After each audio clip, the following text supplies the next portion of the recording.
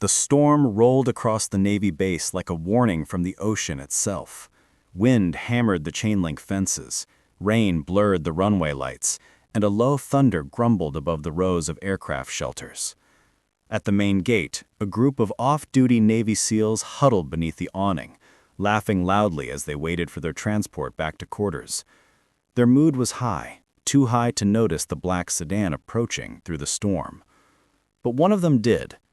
Petty Officer Briggs, broad-shouldered and already half-drunk from shore leave, nudged his teammates and pointed toward the vehicle. "Look at this," he said, with a mocking grin. "Another officer coming to act important." The sedan rolled to a stop. The door opened. A woman stepped out, calm, focused, wearing a simple Navy uniform, no ribbons, no insignia, except a single silver bar. Briggs smirked. "Lieutenant Junior grade? What's she gonna do? File paperwork at us?" His buddies laughed. But Briggs had no idea. The woman in front of him outranked every man on that base, including the captain, just not in a way the visible rank could reveal. Her name was Elara Quinn, and she served in a division so classified that half of Washington denied it existed. Briggs stepped forward, amusement painted across his face. "You lost, ma'am? Or did someone's assistant wander into the wrong base?" Elara didn't flinch. She simply opened her mouth and spoke one sentence.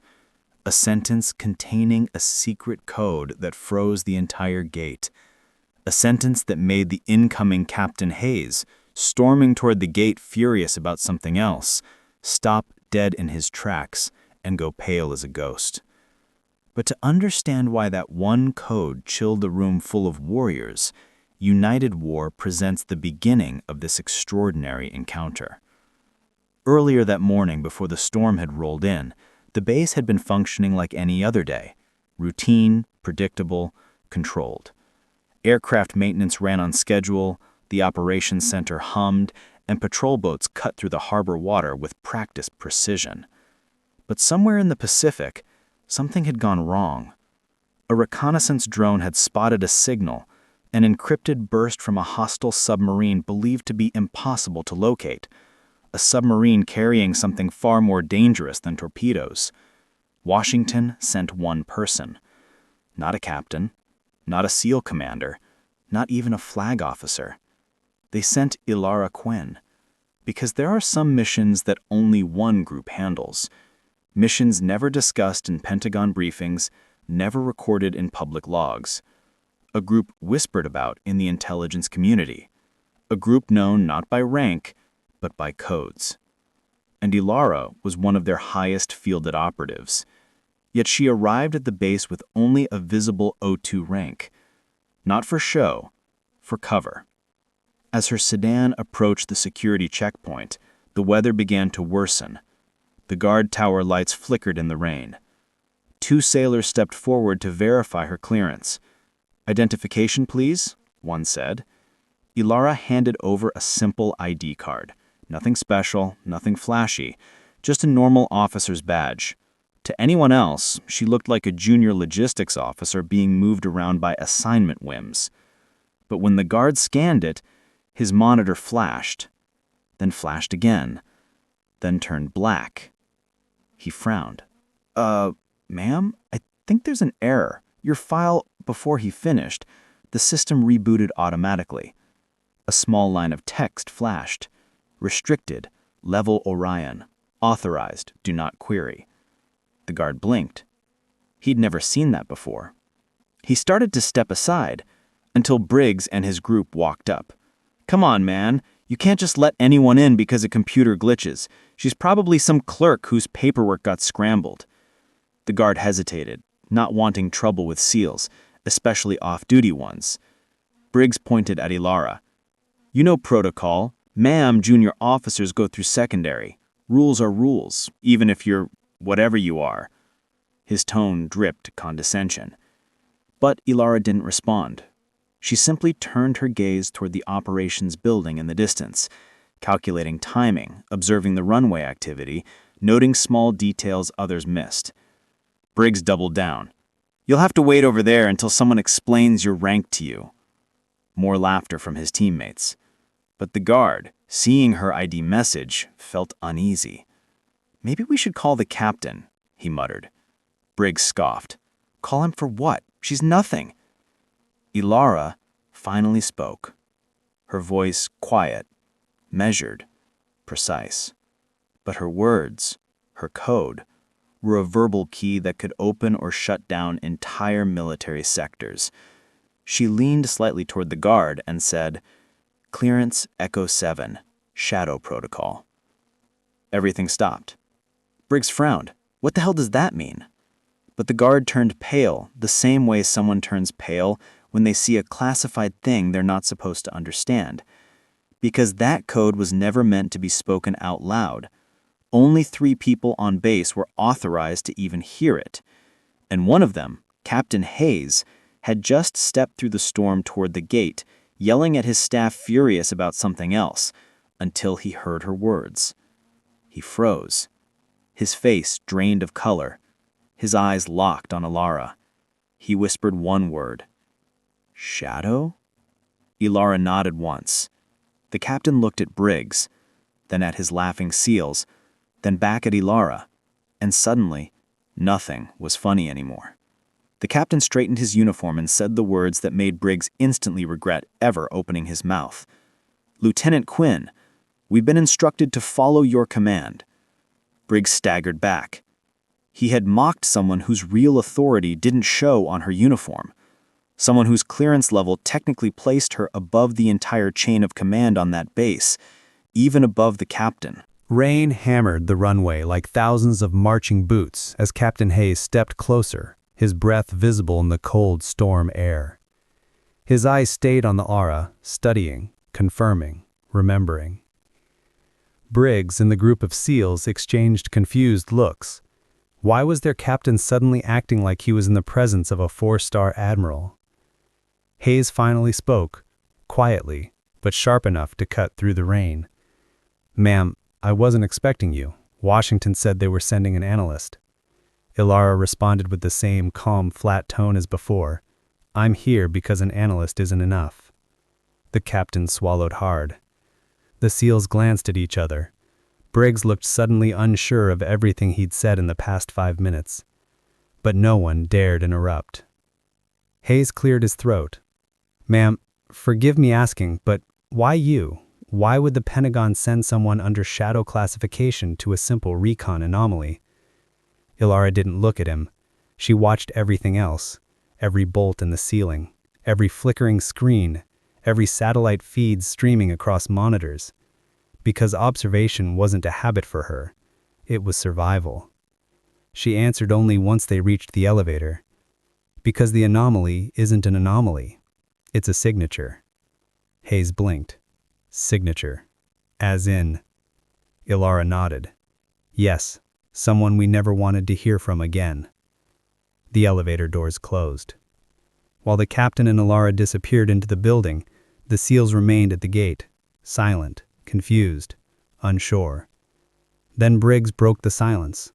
What the hell was that? She's just a lieutenant junior grade. We saw it on her uniform. One of his teammates shook his head. No, man. You don't get it. That code, Echo 7, Shadow Protocol, I heard it once during a briefing when I was a rookie. They said if anyone ever speaks it, every rank on base gets overridden. Briggs scoffed, but his voice wavered. Overridden? By who? The SEAL leaned closer. It's not a who. It's a division. Another chimed in. Shadow Protocol means national threat, high value, black tier. Like stuff that doesn't go into reports. Briggs frowned. You're saying she outranks the captain? No. I'm saying she outranks everyone. For the first time, Briggs didn't laugh. Instead, he felt something new. Fear. The elevator opened into the beating heart of the Navy base. Giant screens displayed weather satellites, sonar waveforms, encrypted intelligence feeds.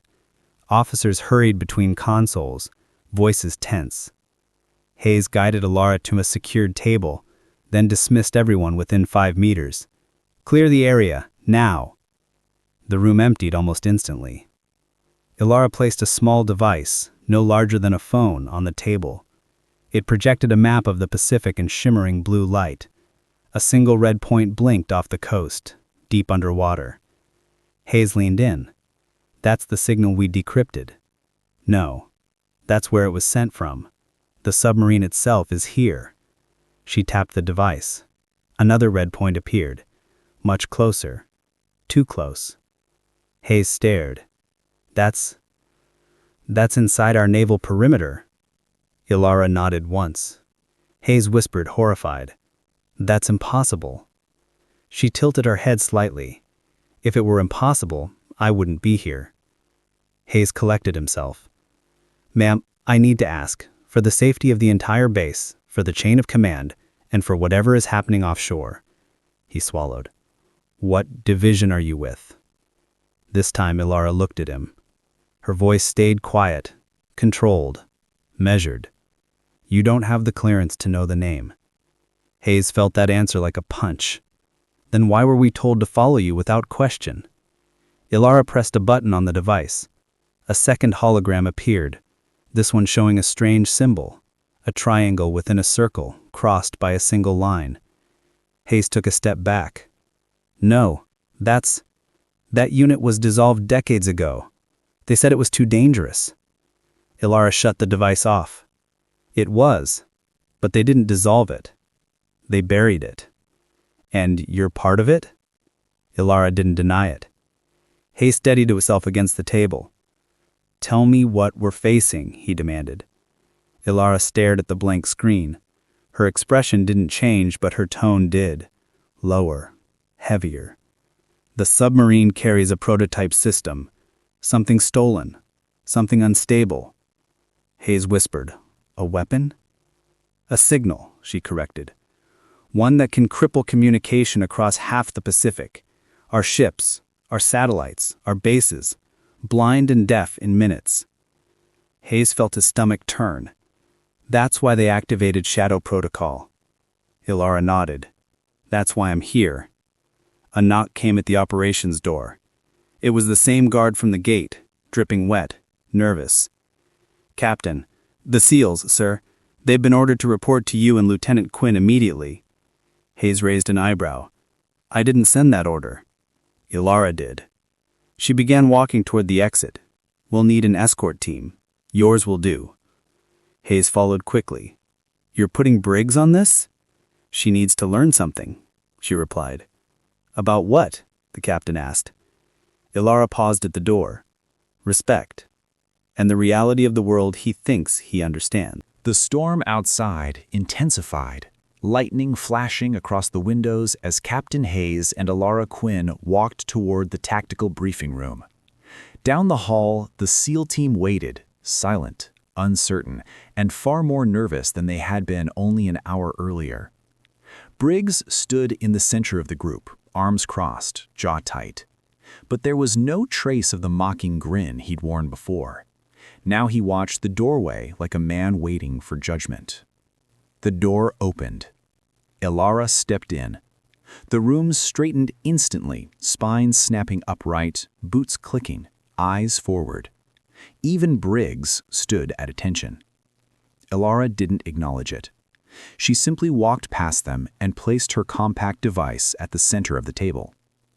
The holographic projector activated again, blue light spilling across the dark room, casting the SEALs' shadows against the walls. "Team," Captain Hayes said, "this is Lieutenant Quinn. She will be briefing and commanding this operation." The SEALs looked stunned. A junior officer commanding them? Elara tapped a file open. "We're short on time. Sit." They obeyed within seconds. Except Briggs, who hesitated. For a brief moment, pride warred with fear on his face. Then he sat. The submarine revealed. Elara zoomed in on the holographic map. A strange red waveform pulsed across the submarine's outline, unlike any sonar return they'd seen. "This is our target, a hostile submarine operating within U.S. naval waters," One SEAL frowned. "Ma'am, that's impossible. No foreign sub could cross our perimeter without detection." Elara raised her eyes. It wasn't foreign. Confusion swept through the room. Briggs leaned forward. "Are you saying it's ours?" Elara nodded. Hayes exhaled slowly, weighing the reaction in the room. "This submarine," Elara continued, "was decommissioned 10 years ago, scrapped, its systems dismantled. But 3 months ago, a rogue tech team reactivated it." The room stiffened. "Reactivated it?" Briggs repeated. "Who would even have the clearance?" Elara cut him off. "The people who built it." Hayes's face fell. "You're talking about Project Harbor Line." The SEALs looked at each other. They'd heard rumors, nothing more. A prototype vessel that existed only in classified whispers. A ghost ship. Elara confirmed it with a single tap. The hologram shifted into schematics, deeper layers of classified detail. This submarine was designed to carry a prototype communications disruptor, a system capable of disabling naval grids across entire regions. She paused. It was never meant to be deployed. Briggs swallowed hard. "So someone stole it? Who?" Elara answered. "The engineers behind the system disappeared after the project was shut down. They resurfaced 2 weeks ago, working under a foreign contract." "And they brought the submarine with them?" another SEAL asked. "They brought something worse," Elara said. "The Disruptor is active." The SEALs begin to realize who she is. A young SEAL raised his hand hesitantly. "Ma'am, if this is such a high-level threat, shouldn't there be an admiral here or a joint task force?" Hayes shook his head quickly, but Elara spoke first. "Shadow-class operations do not involve admirals. They involve specialists." Briggs frowned. "What kind of specialist?" Elara didn't look at him, but her answer silenced the room. "The kind who operate alone until a threat requires more bodies." Hayes cleared his throat. "She's not here to observe. She's here because she's one of the few people who can interface with the Disruptor system. She was part of the division that tested it." The room turned to Elara, stunned. "You were in the original project?" Briggs asked. "No," she said calmly. "I was in the failsafe division." Briggs blinked. "Failsafe? Meaning what exactly?" Elara finally faced him. "If the Disruptor ever fell into the wrong hands, my division was trained to neutralize it, by any means." Briggs sat back, goosebumps rising on his arms. "Mission order, a directive from Washington." Elara opened a final secure file. Red-letter text projected across the table. "Operation Silent Veil. Clearance, Shadow Protocol. Level Orion. Objectives: locate the hostile submarine. Retrieve or destroy the Disruptor. Minimal surface exposure. Zero electronic communication." The SEAL team's expressions tightened. "Zero communication? You mean radio silent? On a hostile sub? In a storm?" Elara nodded. "Any transmission could trigger the Disruptor's full cycle.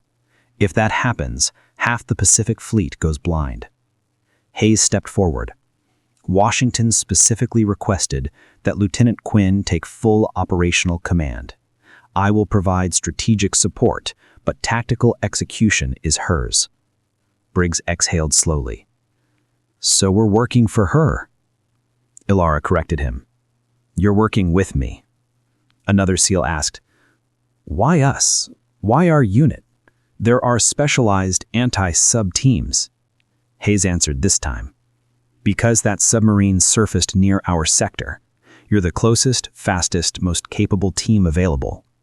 And," Elara added, "because your team has the equipment we need." Briggs finally faced her. The briefing ended. The hologram shut down. The SEALs stood, saluting her instinctively, even though her visible rank did not require it. But Elara stopped the salute with a small gesture. "You don't salute shadows. Shadows are not meant to be seen." The team exchanged uneasy glances.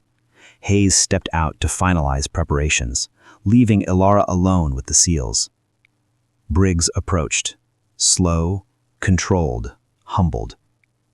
"Ma'am, earlier at the gate, I didn't know who you were. I shouldn't have—" Elara didn't let him finish. "You judged based on what you saw. That habit will get you and your team killed." Briggs lowered his gaze. "I understand." "Good, because you're the point man on this operation." Briggs' head snapped up. "Me? Why? After the way I—" "Because you question everything. That's a liability and arrogance, but it's a strength in combat." Briggs didn't know what to say. For the first time, he looked at her not as a junior officer, not as a threat to his pride, but as someone who could lead him through hell and bring him back. The final twist of Part 3. As the team exited the briefing room, preparing to gear up, Hayes rushed back down the hallway, pale, breathless, holding a printed satellite update. "Elara," he called. She turned. Hayes handed her the report. "New intel just came in. The submarine, it's not stationary." Elara scanned the page.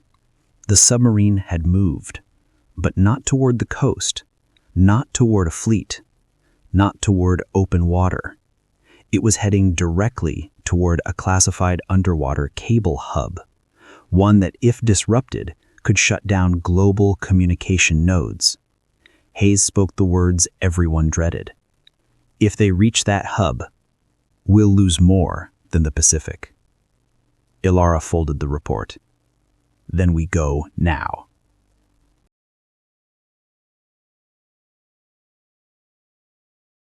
The storm raged harder than before, waves smashing against the pier as the SEAL team sprinted toward the waiting RHIB assault craft. Lightning sliced across the black sky, and the wind howled like something alive. Elara Quinn walked at the front, not rushing, not panicked, just focused, almost unnervingly calm. Briggs followed at her side, helmet clipped under his arm, still processing the reality of the mission. "Ma'am," he said over the wind, "what do you expect inside the sub?" Elara didn't answer immediately. "Resistance," she finally said, "and desperation." Briggs swallowed. That wasn't the answer he wanted. Captain Hayes met them at the loading dock. "The submarine has reached Phase 2 distance from the cable hub," he reported. "Once it hits Phase 3, the Disruptor activates. No reversals." "How long?" Elara asked. 50 minutes. Elara nodded. "We'll stop them before Phase 3. Hayes hesitated, then looked at her with a weight that showed years of classified worry. "Elara, if something goes wrong—" "It won't," she said. But her tone revealed something the SEALs hadn't heard before. Pressure, fear, resolve. Launch into the storm. The RHIB engine roared to life. The SEALs strapped in, checking weapons and oxygen rigs. Briggs sat at point, the crash of waves drenching him instantly, but he didn't flinch. Elara stood at the front, gripping the rail, eyes locked on the black horizon. Then they launched. The boat carved through towering waves, cutting through water like a blade. The wind tried to rip the men from their seats. Salt water hammered their faces. Every minute felt like an hour. Briggs shouted over the roar. "Lieutenant, I still don't get it. Why did Washington send one person? Why not a full task force?" Elara didn't turn. "Because this mission isn't about strength. It's about knowledge." Briggs frowned. "Knowledge of what?" "Of the people we're dealing with, and of the weapon they stole." The team exchanged uneasy glances. Nothing about this operation felt normal anymore. The underwater approach. After 40 brutal minutes, the RHIB slowed. The storm still raged above, but the sea beneath churned with something else. Deep mechanical vibrations. The submarine. Its metallic silhouette lurked below the surface like a steel predator. Briggs scanned with night vision goggles. "She's moving fast, too fast." Elara clipped the rebreather onto her gear. "We're heading to the hub. We intercept now." The SEALs prepared for entry. Briggs tapped Elara's shoulder. "Ma'am, whatever happens in there, we've got your back." Elara looked at him. For the first time since she arrived on the base, she smiled. "Then let's go." They slid beneath the waves, breaching the submarine. Underwater darkness swallowed them. Only faint red lights from the submarine's hull pulsed in the void. The team approached silently, magnetizing themselves to the side of the vessel. Briggs planted the hydraulic cutter on the aft maintenance hatch. It pressurized, locked. He looked to Elara. She nodded. The hatch burst open with a rush of bubbles, and the team slipped inside. Instantly, alarms blared. Red lights flashed, metallic footsteps echoed down the corridor. Briggs whispered, "Contact coming." Elara signaled him to hold. Footsteps grew closer. Briggs' finger tightened on the trigger, but Elara stepped forward first, raising her hand. "Stand down," she commanded sharply. The SEALs froze. Two armed men turned the corner, rogue engineers, panic in their eyes. They lifted weapons but hesitated upon seeing Elara. Briggs frowned. They knew her. One of the engineers stuttered, "You're supposed to be dead." Elara replied calmly, "Disappointing for you, I know." Then, she moved with unnatural speed, disarming both men before Briggs even saw her shift. The SEALs stood stunned. But there was no time. More alarms, more movement inside the sub. The core room, the Disruptor. The team pushed deeper until they reached the central chamber. There, suspended in a cage of cables and humming circuits, was the Disruptor device. A sphere of glowing blue energy pulsed rhythmically, like a heartbeat. Briggs whispered, "That thing, it's alive." Elara walked straight to it. But before she could act, a voice echoed from the catwalk above. "Step away, Quinn." The team spun, weapons up. A man stepped into view, older, scarred, wearing the insignia of an engineer long erased from official records. Dr. Kepler. The man who designed the Disruptor. Briggs muttered, "Who is that?" Elara's voice hardened. "The reason Shadow Protocol exists." Kepler aimed a pistol at her. "You were my greatest success, Elara. The perfect operative, and they wasted you." Elara glared up at him. "You stole the wrong weapon." Kepler laughed. "You mean our weapon. I built the Disruptor. You were built to control it." The SEALs froze. Briggs whispered, "Built? What is he talking about?" Elara didn't answer. Kepler continued, "Only one person in the world can interface with the Disruptor's signal. You. That's why Washington sent you." Briggs shook his head in disbelief. "Ma'am, what is he saying?" Elara stepped toward the device. "That this ends now." The final stand. Kepler fired. Elara dropped behind a console as bullets sparked off metal. The SEALs unleashed suppressing fire, forcing Kepler into cover. Briggs shouted, "Lieutenant, the Disruptor! What do I do?" Elara pointed. "The panel, right side. Override cable." Briggs sprinted. A bullet grazed his shoulder, but he kept going, grabbing the thick blue cable and ripping it free. The Disruptor screamed, a high-frequency shriek that shook the entire submarine. Kepler roared, "No! That cable stabilizes it! You'll overload the core!" Briggs hesitated. "Ma'am?" Elara looked at him with absolute certainty. "Do it." Briggs pulled the final cable. The Disruptor surged, blinding blue energy filling the chamber. Kepler screamed, "You'll destroy everything!" Elara stepped into the glow, unflinching. "No," she said softly. "I'll control it." The energy swallowed her and then collapsed inward in a silent implosion. The lights flickered. Then stabilized. The Disruptor powered down completely. Briggs lowered his weapon, stunned. "Lieutenant, how did you—" Elara emerged from the fading light. Calm, alive, untouched. Because she was trained for this, built for this. born from a program no one was ever supposed to know. The Shadow Program. The escape. With the Disruptor disabled, the submarine lost all power, drifting helplessly. The SEALs gathered the rogue engineers, secured the chamber, and prepared for extraction. Briggs walked beside Elara. "Ma'am, earlier you said I question everything. I still have one question." She waited. "Back at the gate when you said that code, the captain looked terrified. Why?" Elara stopped. In the silence, only dripping water and distant metal creaks echoed. She turned to him. "Because that code means one thing." Briggs swallowed. "What?" She stepped closer. "That the threat is severe enough to deploy me." Briggs felt shivers crawl down his spine. She continued, "And if I fail, the next protocol isn't containment." Briggs asked quietly, "Then what is it?" Elara looked at him dead in the eyes. "Erasure." Briggs' breath caught. He didn't ask anything else. Epilogue. Return to the base. Hours later, the submarine was towed into secure custody. The Navy sealed every report. Washington classified the operation before sunrise. Briggs stood at the pier as Elara prepared to leave in an unmarked vehicle. He stepped forward. "Lieutenant, I misjudged you. I'm sorry." Elara nodded once. "You learned. That's enough." Briggs saluted her, not because of the rank she wore, but because of the rank she would never display. Elara returned a small nod. Then she stepped into the car. Briggs watched it disappear into the night.